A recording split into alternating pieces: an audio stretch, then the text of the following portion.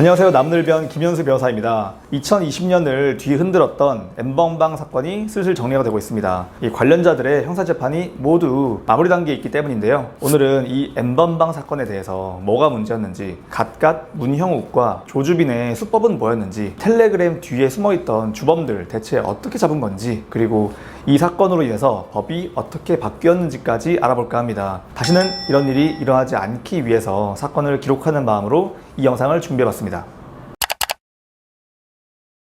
카카오톡과 같은 SNS 어플이죠. 텔레그램에 어떤 비밀 단체 대화방이 있었습니다. 방이 되게 많았는데 1번 방, 2번 방, 3번 방 이런 식으로 숫자로 번호가 붙었고, 각각의 방에서는 1600개가 넘는 아동 청소년 음란물들이 공유가 됐습니다. 하필 텔레그램인 이유가 있었겠죠. 텔레그램은 이 해외 어플로 비공개 메시지가 가능하고, 그리고 시간이 지나면은 메시지가 사라진다는 특성이 있어요. 들키지 않게 몰래 어떤 일을 하기에는 딱이었던 거죠. 워낙 이용자가 많았기 때문에 방이 계속 늘어났는데, 사람들이 몰린 이유는 그 방에서 공유되는 영상들이 그러니까 일반 음란물이 아니라 딴 데서는 볼 수 없는 그런 성착취물이었기 때문이었어요. 피해 여성한테 알몸으로 개 흉내내기, 남성 공중 화장실에서 탈의하기, 옷 벗기, 아니면은 카메라를 응시하면서 자위행위를 하기, 이런 것들을 강요해가지고 그 행위들을 영상과 사진으로 기록을 하고 해당 채팅방에 올린 거예요. 그나마 제가 지금 예를 든 거는 양호한 것들이고, 칼로 몸에 글씨를 새기게 한다거나 이런 식으로 너무 과학적이고 사이코 같은 그런 내용이 많아서 저도 그 판결문을 읽기가 힘들었습니다. 이런 식으로 공유된 성착취 영상이 무려 3,762건, 확인된 피해자만 39명이었어요. 이게 바로 N번방 사건입니다. 이 N번방을 처음으로 만든 거는 한 수도권 대학교 건축학과에 재학 중이던 95년생 25살의 대학생, 닉네임 갓갓 문형욱이었습니다.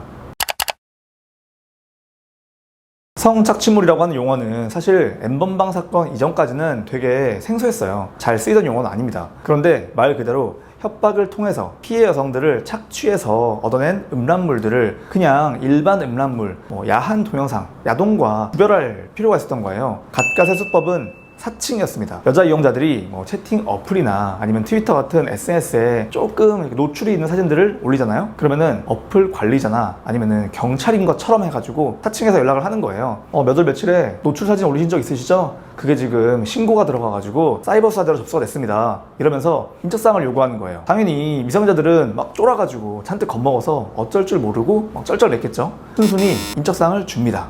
어디에 살고 있고, 어느 학교 다니고 있고, 부모님 누구시고. 그러면은 그때부터 협박이 시작되는 거예요. 야, 너 학교에 다 알리고 소문 낼 거야. 이런 거는 기본이고, 내 말 무시하고 도망치면은 찾아가서 부모님 죽일 거야. 이런 협박도 했어요. 그러면서 점점점 심각한 수위의 영상들을 요구하는 거예요. 피해자들은 어디에 도움을 구하기도 어렵고 너무 무서운 상태에서 시키는 대로 할 수밖에 없게 되는 거죠. 그렇게 협박, 강요로 만들어낸 음란물들이 바로 성착취물이에요. 갓갓 문형욱은 고단방에서 이 정도 되면은 누구 하나 죽는 애 나와야 하는데 죽었다는 소리를 못 들어봤다. 한 명만 죽어도 본보기 오질 텐데 경찰들은 매일 쳐놀기만 하고 라면서 조롱을 하기도 했습니다. 이들은 여성을 아예 인간으로 대우하지 않았어요. 인격이 없는, 정말 성욕구를 해소하기 위한 그런 도구로만 사용했습니다. 그 여성들을 피싸개라고 불렀고, 이렇게 여성들을 착취하는 행위를 그루밍이라고 불렀어요. 내용이 너무 현실감 없을 정도로 잔인하죠. 근데 더 있습니다. 이 갓갓의 죄명에 보면은 강간죄가 있어요. 2018년에 대구의 한 여고생이 어디에 가면은 남자가 있을 거다, 그 남자랑 성관계를 하지 않으면은 네 영상들을 다 뿌려버리겠다, 이런 협박 때문에 누군지도 모르는 남자를 만나가지고 그 남자한테 성폭행을 당하고, 그리고 그 영상을 촬영까지 당한 적이 있었는데, 그거를 지시하고 그 남자를 보낸 게 갓갓 문형욱이었어요. 그러니까 사람을 시켜가지고 강간을 하고 성착취물을 직접 만들기까지 한 거예요. 그런 식으로 강간을 한 것도 한두 번이 아닙니다. 그 남성은 징역 3년을 받았고, 갓갓 문형욱은 1심에서 징역 34년 선고받았어요. 지금 25살인데 60세가 되면은 바깥 공기를 마실 수 있게 된 거예요. 지금까지 설명 들으신 분들 중에는 N번방은 조주빈 아닌가? 라고 생각하시는 분들 있을 수 있습니다. 조주빈은 2017년 정도에 이 갓갓 문형욱이 운영하던 N번방을 접하고서는 이거 돈이 되겠는데? 라고 생각을 했던 것 같아요. 그리고서는 이 N번방을 모방해가지고 성착취물을 만들기 시작합니다. 조주빈도 기본적으로는 이 피해자들의 약점을 잡아서 피해자들이 스스로 신고를 못하도록 만드는 방법을 썼는데, 구체적으로 그 수법이 낚시였어요. 고액 알바, 돈을 미끼로 한 낚시. 우선 SNS나 트위터를 통해서 알바를 하면서 사람들을 모집을 합니다. 이 사람 저 사람한테 메시지를 뿌려요. DM을 보냅니다. 알바할 생각 없어요? 그러면은 그 중에 무슨 알바예요? 라고 호기심을 가지고 연락을 해온 사람이 있잖아요. 그러면은 좀 불법적인 건데 약간 조건 만남 비슷한 거예요. 노출 있는 사진만 몇 개 찍어주면은 그러면은 100만 원 드릴게요. 이런 식으로 돈으로 꼬시는 거예요. 이 돈 때문에 혹하긴 하는데 당연히 피해자들은 자기 신상 노출되는 거를 좀 꺼리겠죠? 그때 이 텔레그램이 변명거리가 됩니다. 아실지 모르겠는데 이 텔레그램이라고 하는 게 워낙 보안이 뛰어나기 때문에 네가 무슨 사진을 보내든지 너가 무슨 동영상을 보내든지 이게 3초만 있으면은 자동으로 삭제가 되기 때문에 저장이 안 돼.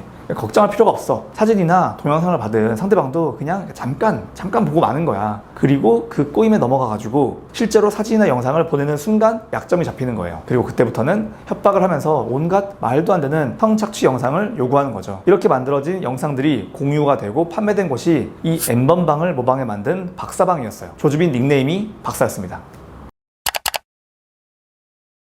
이 두 사건을 비교해보면 차이점 두 가지가 보여요. 첫 번째, 문형욱의 N번방은 놀이였고 조주빈의 박사방은 비즈니스였어요. 문형욱은 피해자들을 사람으로 취급하지 않으면서 그냥 막 괴롭히고 좋아하고 즐겼어요. 그러니까 놀이처럼 생각한 거예요. 수사기관으로부터 추적을 피한다는 이유로 어떤 돈, 대가를 받지도 않았습니다. 그렇게 많은 성소형 음란물을 만들어가지고 뿌리면서 따로 돈을 벌지도 않았어요. 그런데 조주빈은 이 N번방을 보고 이거를 일종의 비즈니스 모델로 만들었어요. 그러니까 아무나 방에 들어갈 수 없고 암암리에 암호화폐로 그 방에 입장권을 거래해서 입장을 할 수 있게 한 거예요. 그 내용이 가학적일수록 그리고 피해 여성이 어릴수록 입장권 가격이 점점 더 커졌습니다. 두 번째, 이 문형욱의 N번방은 문형욱의 원맨쇼였고 조주빈의 박사방은 일종의 팀플레이였어요. 물론 문형욱도 남자들을 시켜가지고 피해자들을 강간하기도 했고 그리고 피해자들을 협박할 때 SNS를 통해서 알고 지내던 안승진을 시키기도 했습니다. 하지만 기본적으로는 자기 혼자서 다 한 거예요. 굳이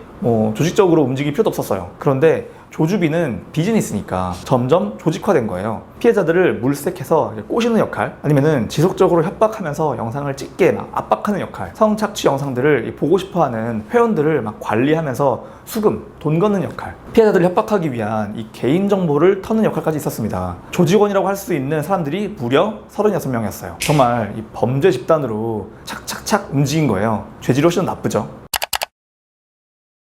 조주빈의 피해자는 확인된 것만 74명이고 그중 미성년자가 16명이었어요. 그러니까 74명이면은 진짜 어마어마한 숫자거든요. 이게 와닿지 않을 것 같은데 우리 보통 고등학교 때 한 반에 한 30명, 40명 남짓이었잖아요. 그러니까 반 두 개를 합친 것만큼의 여성이 피해자란 얘기예요. 짐작하시겠지만 조주빈도 문형욱처럼 똑같이 피해자들을 협박해서 강간까지 했습니다. 여기서 다 말씀드리기 어려울 정도로 죄명이 많아요. 결국 조주빈은 2심에서 징역 42년을 선고받았습니다. 95년생 25살이니까 67세가 되어서야 바깥 공기를 마실 수 있게 된 거죠. 이 박사 조주빈이 운영한 이 범죄 집단의 핵심 조직원이었던 닉네임 붓다 강훈 징역 15년, 닉네임 이기야 이원호 징역 12년, 남경읍 징역 17년이 선고됐습니다. 주범들은 한 30에서 40년, 그리고 공범들은 10년 이상이 선고된 거예요. 이놈들은 대부분 다 항소를 했습니다. 형이 너무 세다. 양형부당 항소. 내가 막 장기기증 서약도 하고 봉사도 할 거다. 이런 내용들 다 끌어와가지고 계속해서 선처를 바라고 있어요.